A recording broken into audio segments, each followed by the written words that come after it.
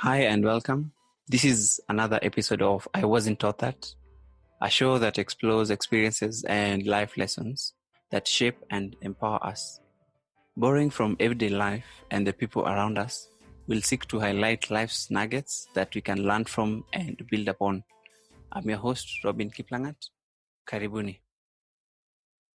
I'm so excited to host our guest today, who is a husband, father, minister, and mentor to many, an ordained minister of the Nairobi Baptist Church. He came to know the Lord in high school and was thereafter discipled by staff from Campus Crusade for Christ. In 1990, he joined Campus Crusade for Christ ministry and 6 years later transitioned into the pastorate at Nairobi Baptist Church. He holds a first degree in economics and governance and a master's in Bible exposition and theology. He has served in the pastorate, relief and development for World Vision, microfinance banking at Faulu, done translation and publishing for Biblica, been in academia at Kabarak University and International Leadership University. He's done counseling, mediation, and in ministry to the deaf, shortened as DOOR International. God allowing him, he'll be launching 3 books this year to help undergird his discipleship and preaching ministry with transferable concepts. The titles are Wealth and Investments, A Journey Through Proverbs, Passing on the Baton Well, More Than Inheritance, and last but not least, Power and Leadership, the 3 Principles of Israel.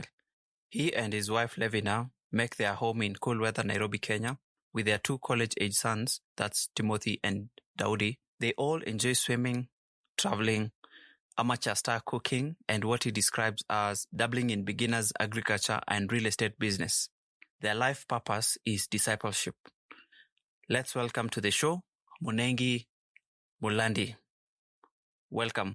So the topic for today is on fatherhood. Aha. This topic because having recently gotten married and now that got the news that we are expecting, I feel like one of the things that would be expected or one of the expectations that will fall on my shoulders would be to be that parent that the kid needs from me. Mm-hmm. So just a brief background on myself is, so I've been raised by a single parent. This is my mother. And the understanding of having a father figure for me has always been, in a sense, like an option. Mm-hmm. Context being that it's been from guardians like my uncles or individuals that I've met here and there who acted as, or rather took that role of a father figure in my life. Mm. But essentially, I haven't worked with anyone or been brought up knowing that this is what a father is, or this is how a father acts. I have seen it, but hardly experienced it. So I feel like for me to move ahead, I needed to dive into this so that I can actually get to understand other people's experiences and what that has meant to them and in their life. Privileged today that we have you on board and to get us started. So I think you can share your personal experience, your childhood, and how you got here as a father and as a parent as well. Wow. Okay. Let me first say thanks very much for having me. I'm very new to media, so this is exciting to be able to do this, and it's been wonderful knowing you. I mean, I haven't known you for 15 years, but it's been very interesting just getting to know you before the wedding, and then the wedding, and then you guys took off for far too long, the honeymoon, and then you came back, and we connected again. And then the wonderful news that you're a dad. That's congratulations. That's very wonderful. Thank you so much. You know, the amazing thing, Robin, is um, being a mother in, just social language. Being a mother is when you give birth. That's when motherhood, begins. Although you're pregnant for 9 months carrying the baby.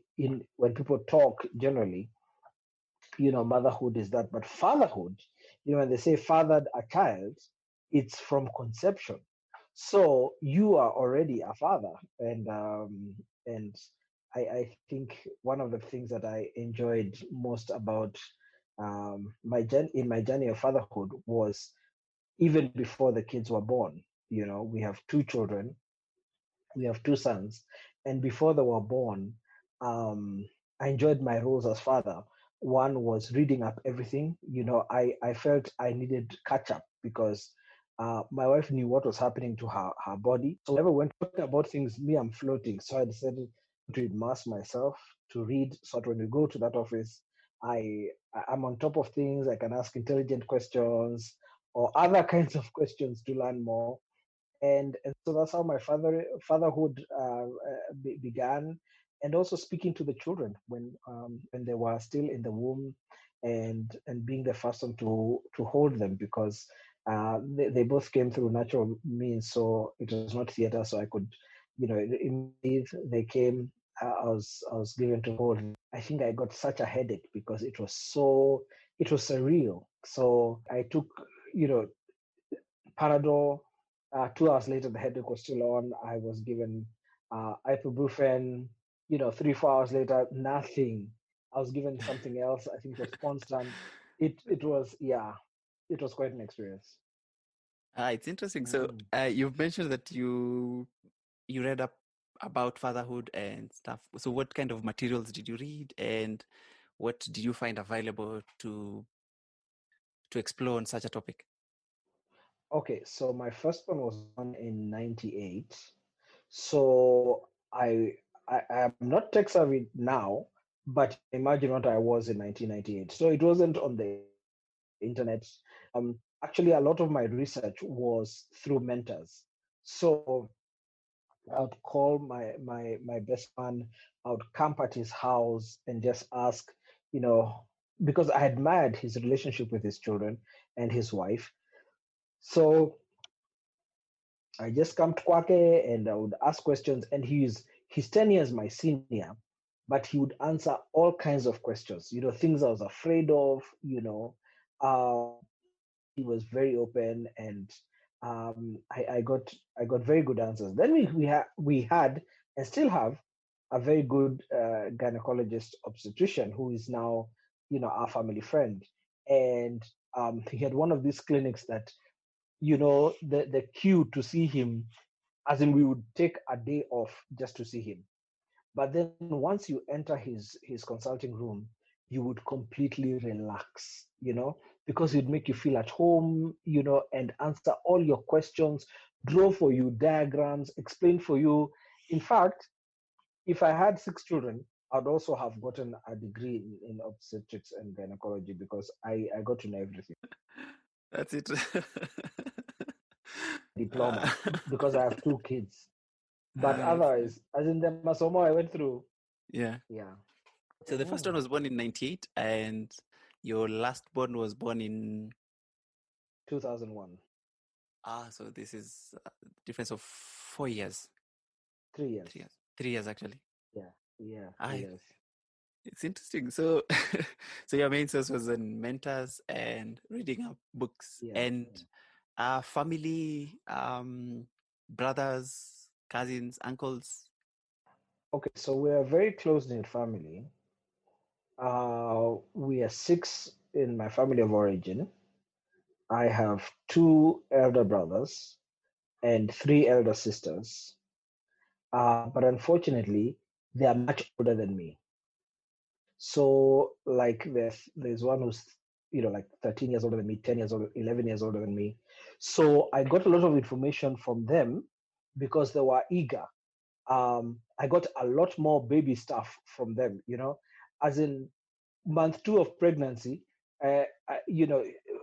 One of my sisters would be here with, baby clothes, and I'm like, it's month 2. We don't even know whether it's a boy or a girl, and they're like, they wouldn't even know whether they're a boy or a girl for a while. Keep these gifts. So there's a lot of excitement in the family because I'm the baby of the house. I'm the last one. um, and general questions were able to talk with my brothers and sisters, um, especially my sisters, because my sisters, I lived with my sisters, so they kind of brought me up. So this was like their grandchild coming, and so there's a lot of discussion with my brothers. We talked a lot more about the marriage ceremony. What are we supposed to do? When we go to the girls' place, are you guys going to go with me? So we had a lot of discussion then. But then when we came to the children, now it was my sisters. it was my sisters who were really involved in that. We don't have a strong cousin network at my age, but at my siblings' age, they have strong cousin networks. So that, I didn't have access to any of that. But really, my mentor covered all the bases. That's interesting. That's interesting. So after your research and after all the advice, did it pan out to be what you expected, the parenthood and the fatherhood? Yeah, it was. It was. In fact, the gyno, I mean, I remember one time we went into hospital, and this thing of going into hospital too early, 3 days before, as if pregnancy is a sickness. We're guided, and we were well informed. So if there's no problem with pressure, if there's no problem with, lack of baby movement, the vitals, if all the vitals are okay, then you don't need to go to hospital too early. And so I remember for one of our births, we went in the morning, and actually for both children, and the nursing staff were talking in code, and they would say, are we going to put Sint? And hoping that none of us would have an idea. Me, I'm like, why don't we wait a minute before we do Syntosnol, which is one of the medicines they use for as a catalyst for labor. There's a technical word for that, but it's been a while since I had a baby. I can't remember what the technical word is. Um, so and then one other time, I think that was the first born. Then the second born, they said, "Oh, we should call in the doctor and find out. In fact, we should just go ahead and do an ARM." And they imagined, I don't know what an ARM is, artificial rupture of the membrane. That means her waters had not broken. And I had learned those things, and I knew. So we made decisions. Of course, the medical people are the ones who make the decisions, but I could be consulted. I could be part of the conversation because I was informed, and that really is good fatherhood. Our own experiences, I think we've Aha, gone. aha, aha. Sorry, let me take you back. I've remembered the word: Yeah, inducement. So syntocinon is used for inducing, and if you go to hospital, might we presume that would be inducing labor? yes. Oh, claps to my man. You know these things.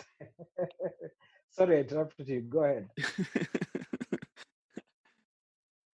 It's okay. No, I was just saying, on our experience, so we went on our initial trip. Getting there, that's when we saw the scans. But after that, that's when we started installing these apps left, right, and center on the progress. So doing part of our research, like a week by week analysis of what's happening to the child, what's happening to the mother, and some of the things to expect. Because for the first trimester, I could see she was having challenges, but it's hard to relate when it's external.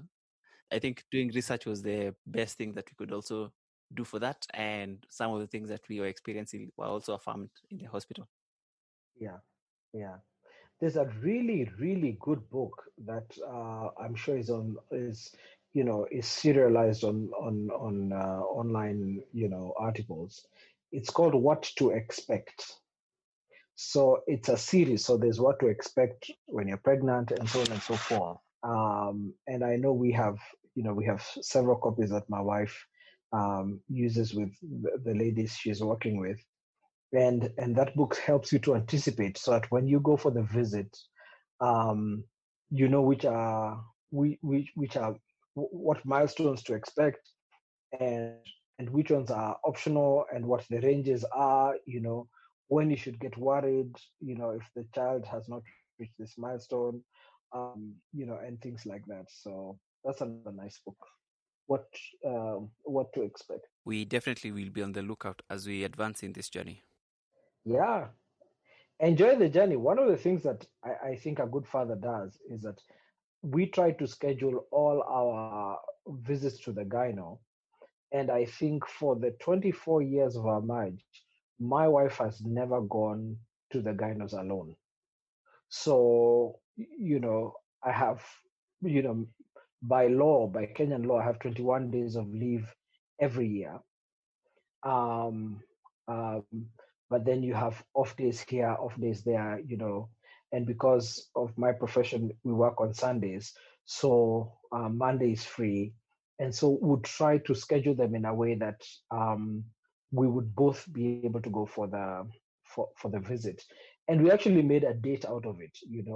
Would go, how going to the gynos, you go, you register your name, and you're told your number, number 12, and that time you've gone at 7. You can go and have a nice long breakfast together as a couple, and then come back and you're just like three people from being called, and then you go in, see the gyno, you spend a good time there, question answer, and then you go pick up whatever multivitamins you need or medication that you need, or if it's an ultrasound needed, and then you go back to the office in the afternoon. But ours were really all day, because you would wait for quite a while, and so we just made dates out of them. And one of the things about, I mean, I know you're asking me about fatherhood.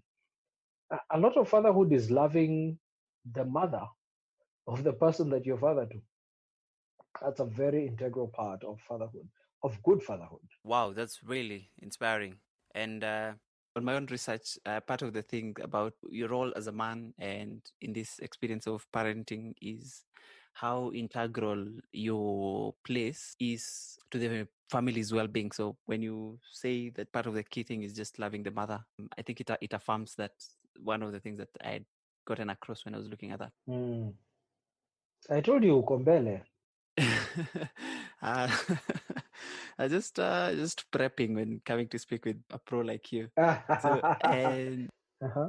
so beyond the pregnancy, so once the kids were born, how was that? Now the next phase of, so now that you've gone through the headaches and holding your baby and experienced the moments, so how was it between that and probably the first year or second year? Because one of the things that we've been informed about is that, or rather one of the things that is told over and over is just enjoy your sleep for now, and you'll look back to these days.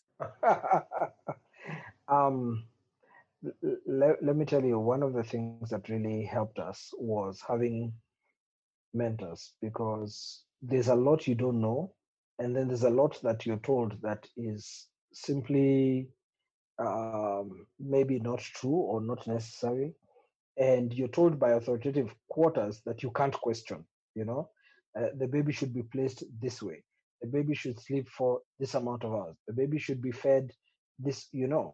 So having mentors, because now best man and best maid were with us, but also we had another couple that were also our mentors. We have a set of mentors, and so actually from the word go, we put our children on a program. And many people have many opinions about programs, and one of the things, in my opinion, is that programs are not really for the well-being of parents to be able to sleep. That's not the end goal. It is to be able to give children sufficient time of sleeping and feeding. And so as a father, I was able to join my wife, who was way ahead of me, to do those kind of research to find out. And so I can't say that we didn't sleep. We didn't, for both our sons, we didn't have sleepless nights. Now, children, somehow their sickness escalates in the night. And our children, both of them, had quite some challenges with ENT issues, ear, throat, and nose. So a lot of flus, a lot of tonsillitis, a lot of, so those kept us awake. But as long as they were healthy, they were fine. But I remember, those early years, even when we went on holiday, there's no holiday would go to that we didn't need to see a doctor while we were on holiday, you know. And luckily, where we went, we had access, and our pediatrician from Nairobi was so helpful. They'll tell us, for this one I can prescribe from Fab. For this one, I have a friend there. It's good for them to see and evaluate, because I can't see WhatsApp and we didn't have Zoom. So they'll be seen, and that will be done. But if I can also comment about the early days, Robin, it was getting this feeling as a father that I know nothing. Despite the fact, we've done all that research, we went through the pregnancy together. Somehow, when the baby comes, you feel the mother is the expert, but she also feels she's the expert. So, she'd need to go somewhere, to the shower or something, and I'd be left holding the baby, and should enter the bathroom and come out and say, I don't think you're holding the baby. None of us went to school for holding the baby. And sometimes it would be such a slight thing. It's not one of those where the baby's neck is going to, get numb or something. But, suddenly uh, she becomes the expert. And there's a sense in which, of course, she's spending a lot more time with the baby. I think for our second baby, we had paternity. For the first one, I'm not sure it was there, but working for a sympathetic boss meant that I got a few days to be able to, bring them home and also, spend some time with them. And so being a father was several things. One, taking up duties just so that I can free her. So if she needs the baby to be, if it's time for bathing the baby, I was not confident to bathe them. I thought they would drown, they'll slip from my hands, soapy water.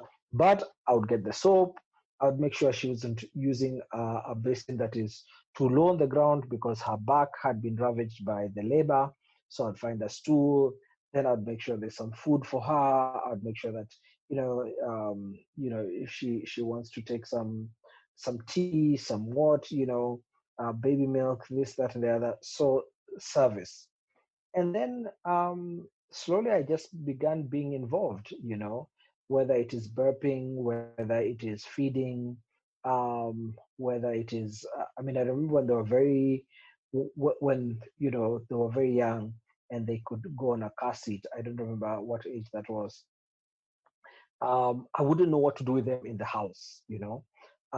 So I'd put them in the car, in a car seat, and would, drive, for half an hour, stop for a change, and I try and stop by my sister so she helps me change, and then drive another half hour, and just enjoy. And I mean, 24 years later, we still enjoy driving as a family. We just take off to we don't know where. So those were the early days. That's what we did in the early days. That's a nice way of, it's a sneaky way of getting your kids cleaned up, and I'm impressed that it worked. Well, I didn't know what to do. I was just like, and you see, this is not diaper. It's napkin time. So there's a safety pin involved. It was just, I was not confident.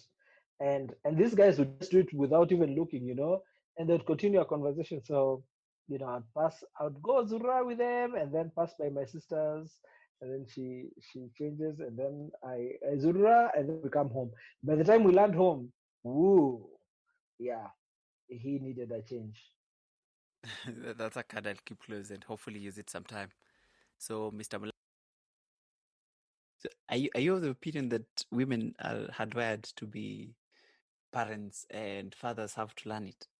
I would agree with that statement to a great extent because when we got married, none of us had any of those things. In fact, we were worried. We were praying for the children. Oh, God, help these children. Paka where peros are getting for you a house help who can now come and teach you guys what to do. But immediately you leave hospital, mother instincts just check in. Now, the father instincts that check in is this is somebody I have to work hard to feed. So, my father instincts were working hard, but the mother instincts of nurture just checked in for my wife. Even her, she surprised herself. It's I think it sort of shows even where we are right now, because I think I'm the one who's doing like a bulk of the research. Well, for my wife, her space is, I think she has a forum that just she just pings a question, and for every question she asks, she might have like 40, 50 response, which I'm happy for the community. But I think it's a good space, yeah. Yes. But unfortunately, as a guy, you don't have. That Yeah. has been one of the biggest hurdles because you have to go out and speak one on one. Because even on most forums, chances are on parenthood, it's even on the apps themselves that we've been downloading, it's more oriented towards the mother Yes. than the father Yes. True. himself. Yeah. And then add our continental issues, and it's another beast now. Yeah, because who's the father? As in, from what I've seen or what I've experienced in a sense, a father is that guy who's usually in and probably served food and he'll be out and then the life continues and then the next time we'll see him is when things are required in the house. And I think that's so conflicting to what my own experiences at the moment, because one of the conversations we had with a few cousins last holiday was the kind of father that you are and the kind of father that you've experienced. Because one simple thing that I don't know how I'll experience it or how I'll handle it is a simple thing like showing affection. Or I don't think we associate manhood with emotions. And how, because one of the things that we're asking ourselves is how, for example, in context would be my uncle, is how does anyone see themselves getting hugged by our uncle? Because hugging your child is something that for me in this day and age is something that I would like to do, and it's something that I see most people comfortable doing, but it's not something I've seen it happening before. Yeah. Now that's the interesting thing. So for me, it's easier, and I'll tell you why. So my dad was born in 1927. So it was very shocking the way he was a guy of uh, expressing emotions. Now, it doesn't help that he had a paramilitary background and was serving in the government as a civil servant, you know, these PCDC roles. And so most of the time he was in uniform. And most of the time he was in, a baraza or a political meeting or something for the state. But the amount of emotion that he expressed, influenced all of us. So I have two brothers whose background is military as well, and it's hugs full time. You know, my wife was making fun when we're newly married that you guys have breakfast, everybody goes to do what they're doing, then when it's lunchtime you guys hug like you've not seen each other for 3 months. So that was interesting, and it's that is expressed whether the gender is male or female, you know. So we hug our sisters and we hug each other as brothers. um so when my sons came, it it I mean, I didn't say I tried to hug them. It just flowed because that culture had been done for us, and even expressing um, emotions to mom. You know, dad would not even wait for there to be music. He would just and my mom is extremely conservative. He would take her hand and begin dancing with her on the corridor, and mom is like, now what is this? And he would be totally unmoved, and he would dance with her, to the beat of the music in his head, and she just got used to it. So we grew up seeing affection and emotions being expressed. So that became natural. And then when I became a Christian, I realized a lot is not a Mulandi, value or culture. The Bible says love each other deeply, you know.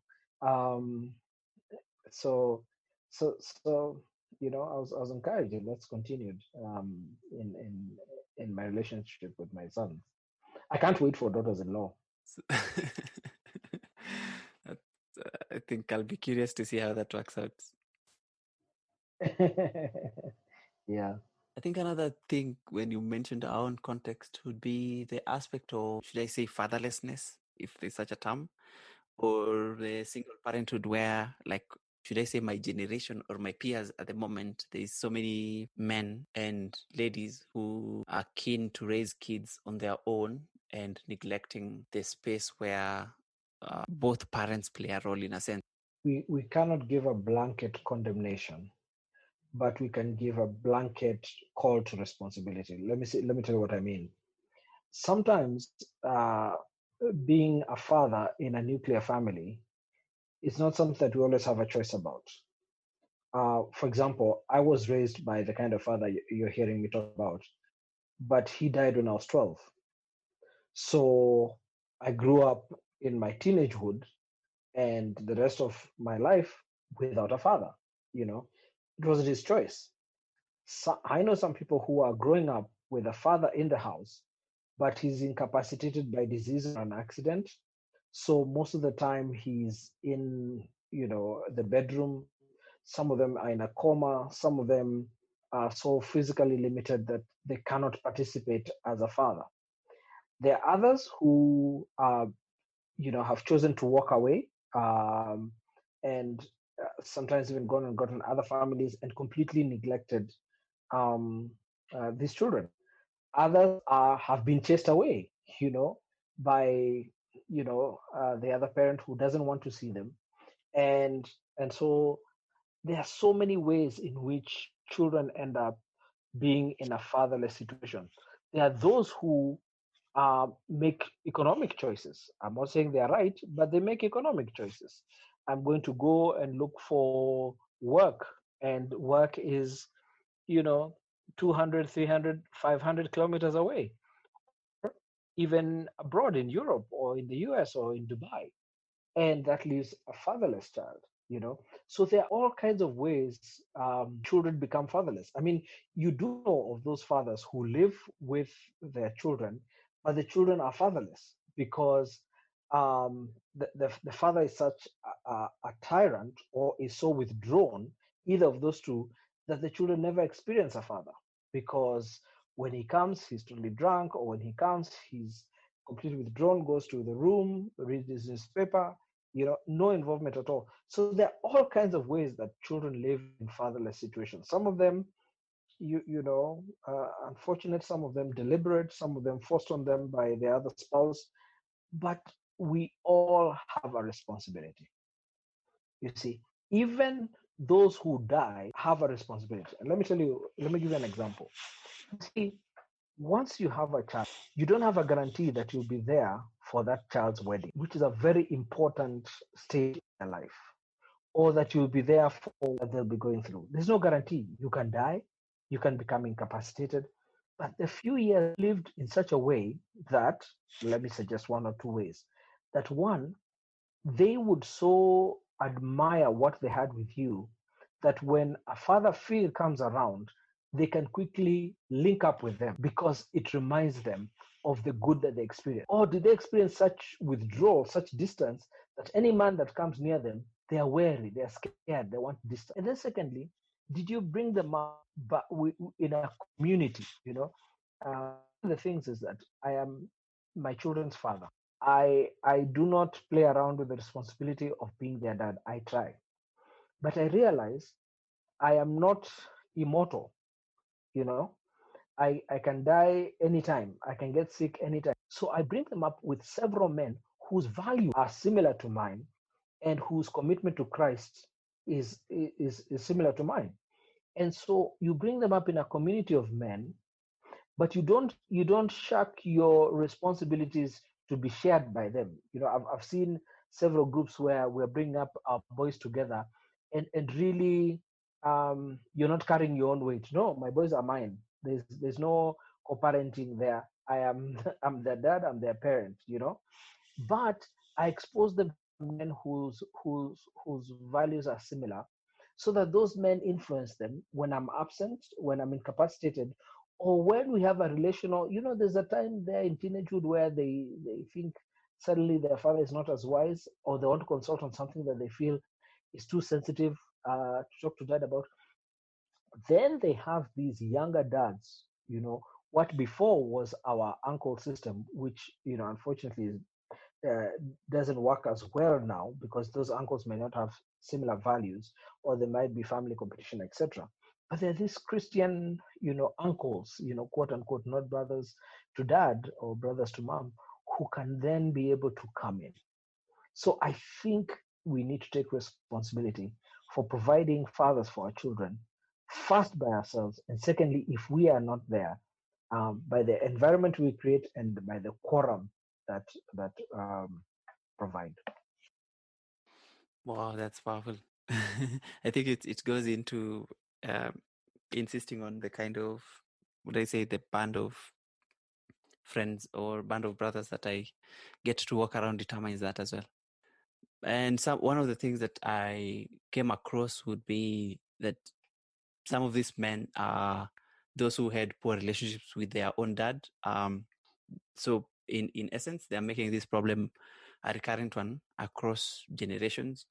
Or the other instance would be their own experience with their own father was a negative one in a way, because probably it lacked warmth, or they didn't feel that love, or simply you mentioned something about spending time with them. So I think it lacking it, I also think, is something that also contributes to that fatherlessness Yes. in its own way. I'll be honest with you, Robin. Breaking the cycle is as difficult as keeping the chain, in my opinion. Um, you see, something very magical happened about how dad brought us up, and it makes it easy for me, for example, to express affection to my children, public display of emotions, etc. But I still have to do deliberate things because between a father and a son, love is spelled T-I-M-E. That's how love is spelled, T-I-M-E. And I remember, we grew up in Kericho, and dad used to have to give barazas and things like that. So mom stayed at the farm, which was in Earth River, and dad worked at the at the district headquarters in Kericho. And so I lived with dad. I went to school in the morning, and he had put fantastic domestic, staff to take care of me, everything. But I remember, during holidays, of course, now I'd hook up with mom, but I'd remember I would go with Nene instructions. Okay, now I'm going to go. I'm going to be addressing this meeting, and I want you to sit very calmly. You sit there. Let me do my work, and then once I finish my work, we're going to do ABCD. Let me tell you, a GK Land Rover ride was my highlight of the day. So I would sit quietly until those speeches are done, you know, and then he would come and he would keep his promise. As long as this happened, um, you know, I'm going to address this Nini, but then, the car will come and pick you or something like that, then we'll come. And really seeing my dad behind a microphone is what inspired me today. And I'm not a civil servant. I'm not a county commissioner or aspiring to be one. I don't know, Kip, if you've ever seen me behind a microphone. I love a microphone. And when they don't give me one with a stand, I feel like, no, you of course heard me. Even if you're giving me a lapel mic, there needs to be a mic because it's just so my dad, and that was T-I-M-E. And the other thing, my dad would do, I've been in boarding school since I was 9. So he picked me from school, put me on a flight, and then he drove the next day. And then on the other side of Mombasa, I was received by his, friends, business associates, Nene. And but it was so deep. I remember it today. And we're talking, oh, is that maybe 79, 80 at most? Because I was in primary, at that time. So, and I've tried to do the same with my children. I picked my children from school. We had a facility where a driver could pick them on Thursday, but Tuesday I picked them. And I wouldn't even pick them with a driver. I'd pick them myself alone, because it's amazing when you pick your children, once you lock the door, the kind of conversations you have. And so, I worked my way work on Tuesdays, You know, so I would go to the school, find a bench somewhere in the school compound, and work remotely from there until the school bell rings. And then my son would come with all his 70 friends, meet my dad, Nini, and then we go and take the ride in the jam together all the way home. you know. And when we got home, he would disappear in his room to do homework, and I would have another 2 hours of being little. But you have to create time. That's really, really amazing of you for you setting a precedence of what they'll get to define as a father, as a man, and the kind of relationship that most likely they'll strive to have with their own kids. Well, I've not succeeded in everything. I'll be honest about that. Um, and it's not that they've not been disappointed in me many times. Are you comfortable to share any of such disappointment? Yeah, so I mean, I failed in many ways, and one of the times I really felt like a failure was, we had this culture where every midterm we would take a ride together. Like many of pastoral jobs don't pay very well, but we had very good benefits, and at this particular time, fewer benefits. And so I remember driving with them. Would drive, into we don't know where, and stop only when the fuel tank is just above half. Spend the night and then come back the next day. So we ended up one time in Lake Nakuru National Park, and so we're driving around, and we meet a team of tour guides and tour drivers, and we intercept their communication and realize there are lions right ahead. So of course we join the rush to go and see the lions. We had been seeing plenty much of the normal things that you see in a national park, but we hadn't seen anything exciting like lions. So we get there, and one of the vans overtakes me and then stops and says, "You better turn back because this car of yours is very small and very low. The clearance is very low, and it's not four-wheel drive. The place where the lions are, it's true you've intercepted the right information, but it's a bit muddy and there are a few rocks. Your car will not make it. So just turn, and right where we came from on the other side, you'll find some tall elephant grass and some warthogs, and you may even be able to see some buffaloes." And I remember my sons were so heartbroken, and especially the little one, asked me a question to the tune of, "How come we don't have a car that can go there?" And children don't always know that these things are not just picked from the shop. So anyway, long story short, we are dejected, and we're driving now, looking at tall elephant grass and warthogs and impala, and they are God's creation, but we really want to see lions.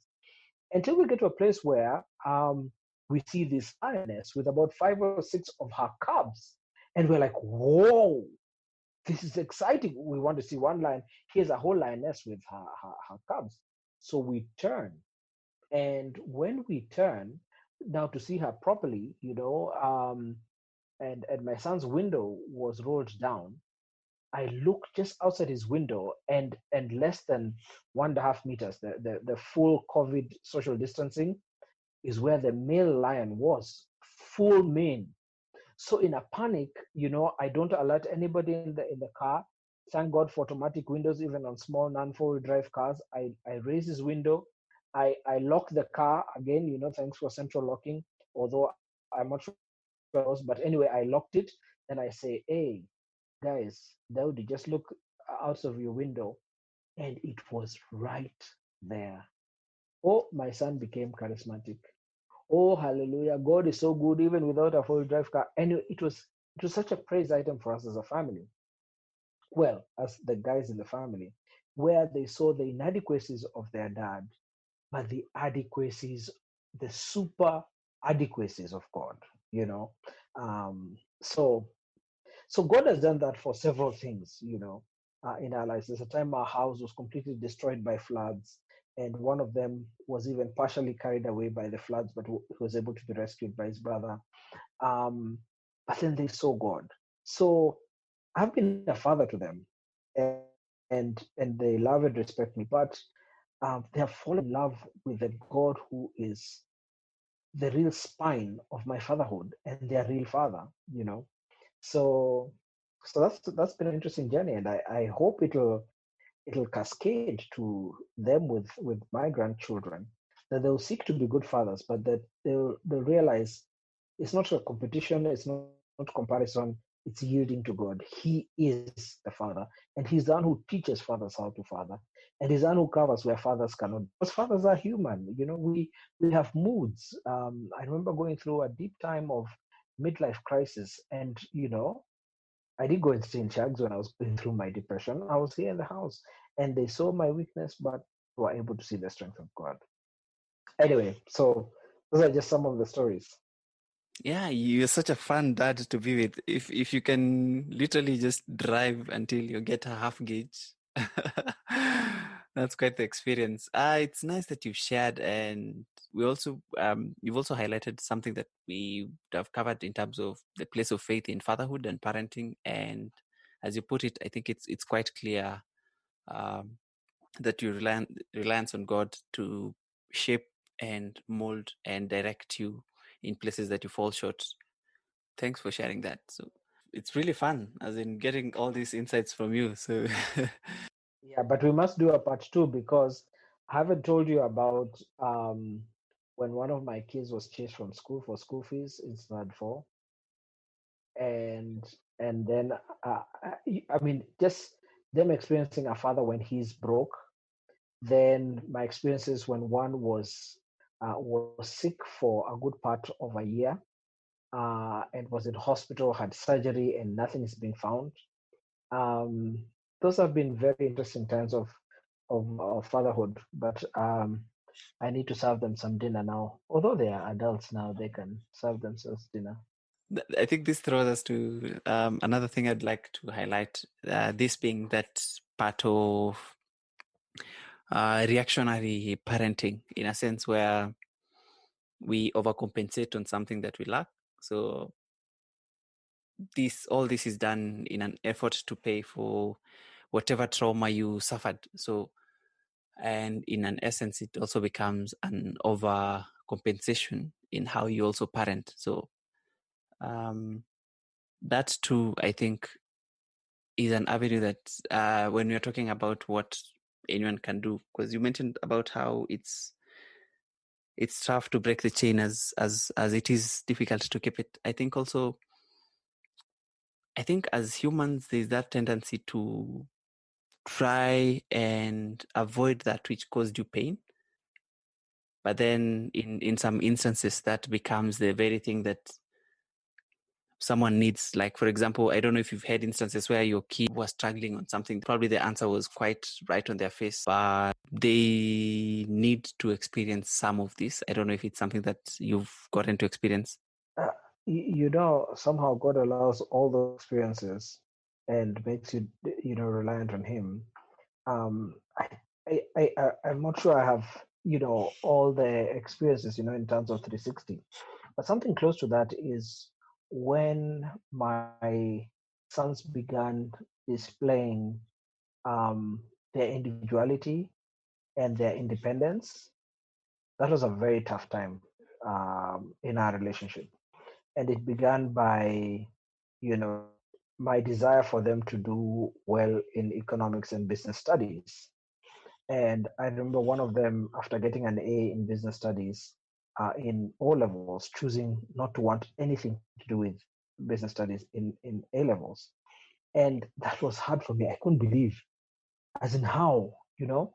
And you see, one of the things that I was trying to compensate, just to show you how relevant it is to this. And I kept thinking of all the challenges I've had in my life with, finances and so on and so forth.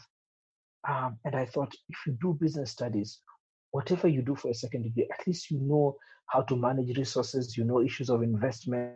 So I was trying to compensate for them not to go through the pains that I went through. But this guy would have none of it. And then realizing I was not bringing up children for myself, but bringing them up in their with their own bends. See, I was trying to curl them to bend how I would bend, and yet they had their unique bends, how God has created them. About Ephesians 2:10, we are, God's workmanship in Christ for good works that we may individually walk in. But I wanted them to walk, close to my style. And so, yeah, that was my experience in that particular area, and they've blossomed in their own areas. All four of us minister in church, but we minister very differently. You know, and there are times I've wanted to protect them um, from certain things happening to them, but they want to experience it, and I have to allow them. Now, there are things that they have allowed me to help them not to experience. I grew up, abusing alcohol and drugs, and because of my sharing with them, I have been extra careful to, to explain and to expose them to teaching that will help them to overcome those kind of peer pressures and temptations. But I have to trust God and even trust them and leave them, because they don't belong to me. Remember, it's not me who causes children to be knit in their mother's womb. I have a responsibility, I have a role, but really, if God doesn't, I can do nothing. And that has been a constant reminder for me now in their 20s, just to leave everything to God. Thank you so much. So, It's called surrender. so just to close us off, any thoughts or any happy or most rewarding moments that you've recently experienced as a parent or as a father that you can share with us? Just yesterday was my eldest son's birthday, and we have a tradition where um, we have cake. We try not to make it elaborate in terms of parties and things like that, and COVID has helped. But throughout their lives, we just cook and cut a cake. So, and then we each give a speech, and there was so much joy as each of us shared about this son of mine, and then just hearing the two brothers talking to each other. It just gave me so much joy because they were saying, for us, we didn't know we'd be born brothers. That happens by chance. And when you have a 19-year-old and a 22-year-old sharing that from the bottom of their hearts, and two people who are extremely different. I mean, they're different in what they like in music, what they like in sports, what they like, but loving each other that way, that was such a highlight. And then there's just stuff that they do that I don't deserve, like on Father's Day, they'll do something. But even mundane things like um, I'm extra lazy, so I love being served water to drink. And these are old people; they just serve me water to drink at dinner time. Sometimes I need the cars moved, and that initial excitement of "Can I move your car for you?" It has ended in my house. It's a blessing. And then the thing that makes me cry is when one is at their drums in church and the other is lead vocalist and they're singing a song, they're lost in worship. And I say, that God has been good to me. I don't deserve this, but I'm happy and I give him glory. Malandi, you're a blessed man, and thanks for the advice, the wisdom that you've shared with us. So probably this is where I'd say, in case there's anything else you'd like to add on before we close. Well, you haven't had the grace that God has given me in my spiritual children. My spiritual sons are just another story. We need a whole broadcast for that one. I mean, they have blessed me beyond. Several years ago, when I turned 40, they put together a documentary, and some of them are spiritually adopted sons, others are socially adopted sons. I just call me dad, and there's no name I like dad. People ask me, somebody asked me the other day, how do I introduce you on this, media event? Which title do I give you? My favorite title is dad. Capital D for my biological ones, lowercase d for the others because I respect their biological dads, whether they're present or absent, and I'm not usurping their role. So I come in as a small d, but my other sons have also brought me much pleasure, and um, and I've seen God move in being a dad in that very complex situation because they're much older, and that adoption process in terms of social adoption, spiritual adoption, it's not always very easy. It's easier for somebody who has been born in your house. But I have seen wonderful results. But thanks for the opportunity, Robin. I've enjoyed this. Yeah, it's been great. It's been amazing. Thank you so much.